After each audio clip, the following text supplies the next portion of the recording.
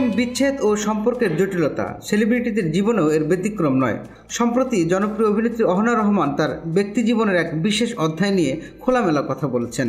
এক দীর্ঘ সম্পর্ক, 2 ব্রেকআপ এবং এরপর তার একা পথ চলা, সব নিয়েই অকপট অহনা। আমি বললাম আমি এতিম, আমার হাজবেন্ড এতিম।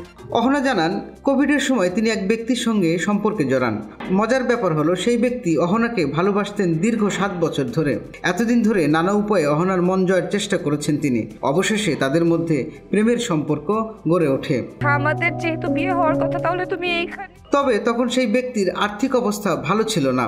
অহনা তাকে সবসময় পাশে থেকে উৎসাহ দিয়েছেন, তার স্বপ্ন বাস্তবায়নে সহায়তা করেছেন। কিন্তু সময়ের সঙ্গে সঙ্গে সম্পর্কের সমীকরণ বদলে যেতে থাকে। সময়ের সঙ্গে সম্পর্কের মাঝে দূরত্ব বাড়তে থাকে।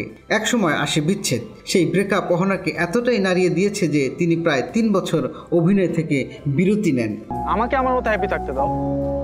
3 বছর পর ভাগ্যের ফেরে আবারও তাদের দেখা হয়। পুরনো সম্পর্কের টান অনুভব করেন তারা দুজনেই।